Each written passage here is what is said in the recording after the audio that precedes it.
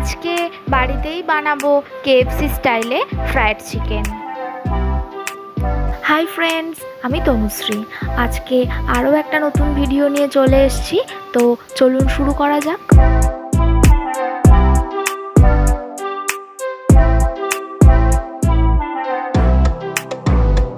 এখানে আমি দুটো চিকেন লেগ পিস নিয়েছি আর এগুলোকে একটু ডিপ কাট করে নিয়েছি। তবে আপনারা যে কোনো ধরনের চিকেনের পিস ব্যবহার করতে পারেন, তাতে কোনো অসুবিধে নেই। এবার একটা মশলা বানিয়ে নেব। তার জন্যে প্রথমে নিচ্ছি 1 চামচ সয়া সস, তারপরে নেব 1 চামচ টমেটো কেচাপ আর 1/2 চামচ আদা রসুন বাটা, 1/2 চামচ গোলমরিচের গুঁড়ো, 1/2 চামচ লঙ্কা গুঁড়ো, 1 চামচ ভিনিগার আর দেব 1 চামচ ইনস্ট্যান্ট ম্যাগি মশলা। এবার ভালো করে এটাকে মিক্স করে নেব। এবার লেগ পিস দুটো ওই মশলার মধ্যে দিয়ে ভালো করে মিশিয়ে নেব। তারপর এটাকে ফ্রিজে রেখে দেব। যদি ওভারনাইট রাখতে পারেন তাহলে খুবই ভালো, আর যদি না রাখতে পারেন তাহলে অন্তত পক্ষে 5 থেকে 6 ঘন্টার জন্য রেখে দেবেন।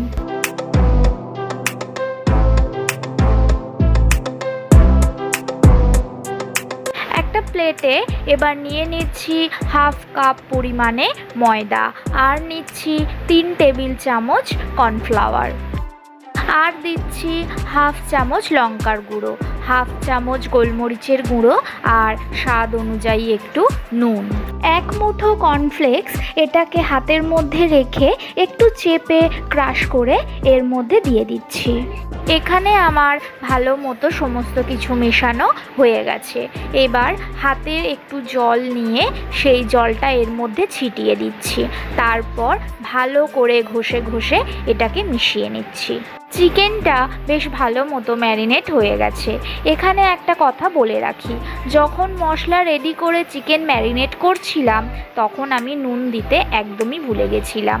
পরে কিন্তু আমি এতে স্বাদ অনুযায়ী নুন দিয়ে ভালো মতো মিশিয়ে রেখেছি। এবার চিকেনের একটা লেগ পিস নিয়ে ওই ময়দা কর্নফ্লাওয়ারের মধ্যে দিয়ে ভালো মতো কোট করে নেব। তারপর এটাকে নিয়ে ওই জলের মধ্যে ডুবিয়ে দেব। জল থেকে তুলে নিয়ে আবারও ওই ময়দা ও কর্নফ্লাওয়ারের মধ্যে দিয়ে ভালো করে চেপে চেপে কোট করে নেব। ভালো মতো কোট করা হয়ে গেছে। এবার চিকেন পিসটাকে নিয়ে আস্তে আস্তে একটুখানি ঝাঁকিয়ে দেব। তার ফলে ময়দা ও কর্নফ্লাওয়ারের এক্সট্রা যে ডাস্ট সেটা বেরিয়ে যাবে আর আমাদের এটা রেডি হয়ে যাবে। সেম একই পদ্ধতিতে ওই সেকেন্ড লেগ পিসটাও রেডি করে নেব।